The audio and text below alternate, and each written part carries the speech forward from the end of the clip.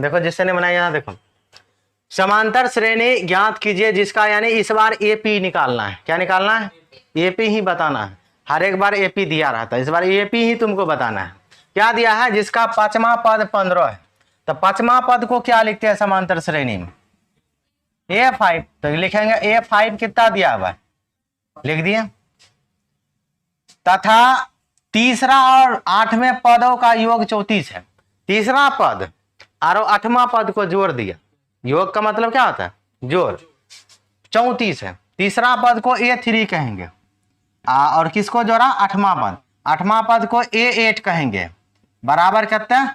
34। यानी कि तीसरा पद और आठवां पद का योग 34 हो गया। इससे भी समीकरण बनाएंगे, इससे भी समीकरण बनाएंगे, हल करेंगे, एपी निकल जाएगा।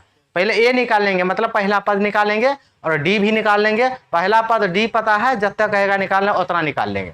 तो सबसे पहले हम ए निकालेंगे या डी निकालेंगे, समीकरण अनुसार से जो पहले निकल जाए। लेकिन ए और डी तो पता होना चाहिए एपी बनाने के लिए।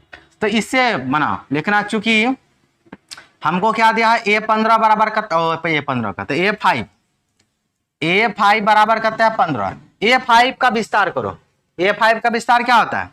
A प्लस के 4D उससे 1 कम बराबर 15। समीकरण नंबर 1। ठीक, अब इसका भी विस्तार करेंगे। अब इससे A लिखना है, चूंकि A3 प्लस A8 बराबर 34। A3 का विस्तार क्या होता है? उससे 1 कम, A plus 2D, A plus 2D जोड़। A8 का विस्तार क्या होता है? A प्लस 7D, उससे 1 कम करते हैं, A प्लस 7D बराबर 34।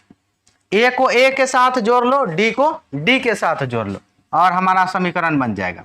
एगो A यहाँ है, एगो A यहाँ है, A 2A हो गया, और 2 को D इधर है, 7 को D इधर है, 7 और 2 9D बराबर 34। ठीक, ये हुआ समीकरण नंबर 2 हो गया। अब समीकरण 1 2 को जोड़ेंगे घटाएंगे तब ये बनेगा। उसके लिए यहाँ A से A बराबर होना चाहिए या D से D बराबर होना चाहिए। तो हम देख रहे ना A बराबर है ना ही D बराबर है, कोनो एक ठो को बराबर करना पड़ेगा। कैसे? गुना करके। कैसे करेंगे? गुना करके। तो इसमें क्या करते हैं? A को बराबर करते हैं, यहाँ 2 को D है, यहाँ भी मतलब यहाँ 2 को A है, यहाँ भी 2 को A। कैसे होगा? जब इसमें 2 से गुना कर देगा। 2 से गुना करेंगे 2 होगा। इसका मतलब समीकरण 1 में क्या करोगे? 2 से गुना करने पर। तो यहाँ पर गुना 2 कर दो, और यहाँ पर लिख देना क्या कि समीकरण 1 में 2 से गुना करने पर, गुना करेंगे फिर एक नया समीकरण 3 बनाएंगे।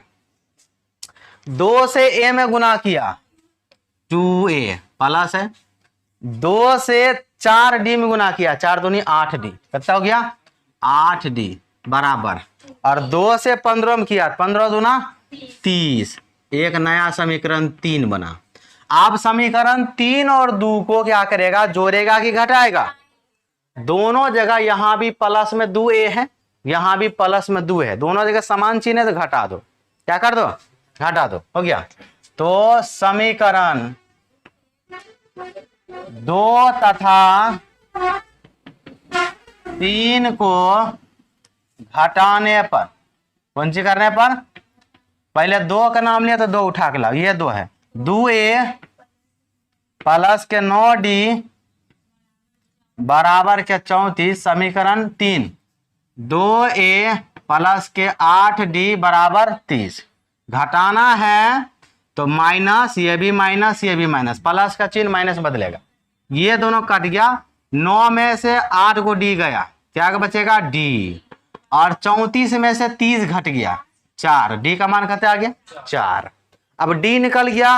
अब D का मान समीकरण 1 में रख दो, 2 में रख दो, 3 में रख दो, कहूं रखो निकलेगा। 1 में रखना जल्दी आसान है, जल्दी बन जाएगा।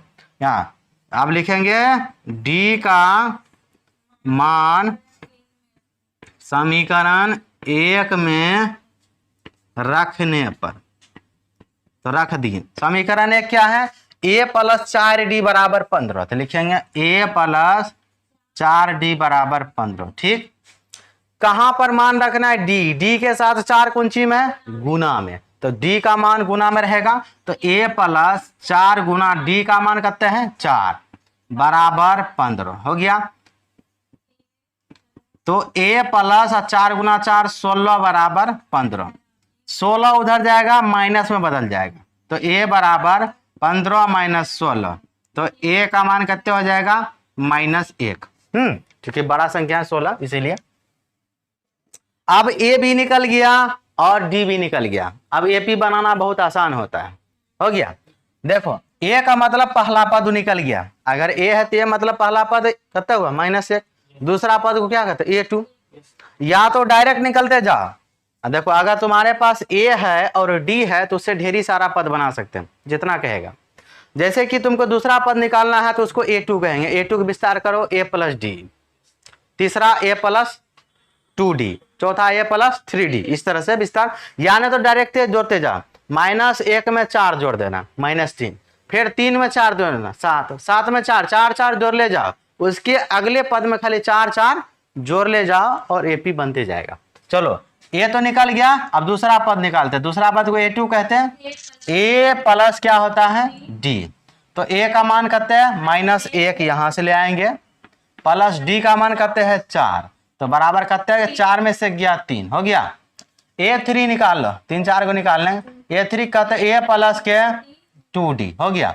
तो लिखेंगे ए का मान कहते हैं -1 प्लस 2 गुना डी का मान 4, तो हमारे पास आया -1 प्लस 8 बराबर 7 हो गया। आर एगो निकाल लेते हैं, A4 ए प्लस के 3D विस्तार करेंगे तो हो गया। तो इसका मतलब ए प्लस 3 गुना डी का मान 4, ए का मान नहीं रखे, यहाँ ए का मान कितना हो जाएगा -1 हो गया। तो हमारे पास आया -1 प्लस 4 × 12 और 12 से 1 गया 11। अब देखो बता देते हैं, दूसरा पद कहते हैं 3 और 3 में 4 जोड़ा 7, खाली 4 जोड़ ले जाओ निकल जाए, 7 4 11, 11 4 15, 15 4 19, यानी पहला पद जितना है ना उसमें खाली डी का मान जोड़ते जाओ, उसके अगला वाला निकलते जाएगा। दूसरा मान लो पता है, तीसरा निकालना है डी जोड़ दो। अब मान लो कौन सा पद है चौथा पद, पचमा कहेगा इसी में 4 जोड़ जाए, 11 4 15, हाँ उसका अगला पता चल जाएगा। अब मान लो 15 उसका अगला हुआ, उसके आगे वाला भी पचमा पद है छठा कहेगा, 15 4 19 हो गया। तो ऐसे भी बना सकते हैं। तो अब लिख देंगे इसीलिए एपी, इसीलिए समांतर श्रेणी या एपी समांतर श्रेणी बराबर क्या क्या आया, पहला -1, दूसरा क्या आया 3, तीसरा क्या आया कहाँ गया 7 और चौथा 11 और डॉट डॉट डॉट चलते रहेगा, जितना मर्जी उतना निकालते रहो। देखो सवाल है कि त्रिभुज ABC एक समद्विबाहु त्रिभुज है जिसका कौन सी समकोण है। इसका मतलब समद्विबाहु त्रिभुज तो ये है, साथ ही साथ समकोण त्रिभुज है। तो दूसरा भाषा में कहे तो समद्विबाहु समकोण त्रिभुज है। समद्विबाहु भी है समकोण भी है, बोल दिया ना कि कौन सी क्या है समकोण है, तो समद्विबाहु समकोण त्रिभुज है। तो हम कैसा त्रिभुज बनाएंगे समकोण, तो समकोण त्रिभुज बनाने नहीं जानती है, ऐसा वाला बनाओ ना, ऐसा इसको मिला दो इससे, इसको कहते हैं समकोण त्रिभुज, जिस त्रिभुज का एक कोण कितना होना चाहिए 90 डिग्री। वो बोल दिया है कि हमारा जो 90 डिग्री होगा CA होगा, तो समकोण में तो समकोण त्रिभुज में 90 तो यहीं पर बनता है, तो C यहाँ लिखाएगा। बच गया AB, कहीं ले लो कोई दिक्कत नहीं, ये A हो गया ये B हो गया, हो गया। अब जो जो कहा उसमें लिख देते हैं और जो कहा फिर देखते हैं। कहा कि ABC एक समकोण और समद्विबाहु त्रिभुज है, तो लिखेंगे दिया गया है। सबसे पहले इधर हल लिख दिया है, लिखेंगे दिया गया है। क्या दिया है कि ABC एक समकोण समद्विबाहु त्रिभुज है, या समद्विबाहु समकोण त्रिभुज, समकोण समद्विबाहु त्रिभुज है, ठीक है लिख देते हैं। उसके बाद जिसका कौन सी समकोण है, जिसका कौन सी समकोण है, हो गया। उसके बाद अगर कोई भी त्रिभुज समद्विबाहु है उसका मतलब क्या होगा, उसका 2 भुजा बराबर होगा। दो भुजा कोई नहीं होगा समकोण में, और कोई त्रिभुज रहता तो किधरोस कह देते या दिया रहता तो बोल लेते। जब भी समकोण त्रिभुज में समद्विबाहु त्रिभुज कहेगा तो उसका हमेशा ये वाला भुजा और ये वाला भुजा ही बराबर होगा। यही हो सकता है, ई इसके बराबर कभी नहीं होगा, ई इसके बराबर कभी नहीं होगा। अगर होगा तो समकोण त्रिभुज नहीं होगा समद्विबाहु। बात समझ रहा है? क्योंकि समकोण त्रिभुज में जो सबसे बड़ा भुजा होता है वो कर्ण होता है। क्या होता है पता है कि नहीं? ई हमेशा सबसे बड़ा है, इससे भी बड़ा रहेगा, लंब से आधार से भी बड़ा रहेगा। इसीलिए ई ना इसके बराबर होगा ना इसके बराबर, तो बचा के ये दोनों। इसका मतलब AC और BC क्या है? बराबर है। उसके बाद लिखेंगे AC किसके बराबर है? BC के बराबर। अब क्या सिद्ध करना है उसको देख लेते हैं। सिद्ध करना है, तुमको क्या सिद्ध करना है देखो जरा, कि AB का स्क्वायर, तो लिखेंगे कि AB का स्क्वायर लाना है किसके बराबर? 2AC के स्क्वायर, 2AC के स्क्वायर। जरा AB का देखो स्क्वायर कैसे हो सकता है चित्र से? पाइथागोरस प्रमेय से। इसका मतलब थोड़ा थोड़ा तो अंदाजा है कि अगर पाइथागोरस प्रमेय लगाए कहीं बन जाए तो क्या कर सकते हैं? एक बार अंदाजा ही लगा थोड़े, तुमको पता रहेगा यही होगा, मालूम है नहीं? तो देखेंगे और चित्र में क्या क्या हो सकता है, तो ये देखते हैं कि पाइथागोरस प्रमेय लगाने से बन सकता है। तो लगाओ इस त्रिभुज में पाइथागोरस प्रमेय, देखेंगे समकोण त्रिभुज ABC में या ACB में पाइथागोरस प्रमेय से। अब लिखो समकोण त्रिभुज ABC में पाइथागोरस प्रमेय से।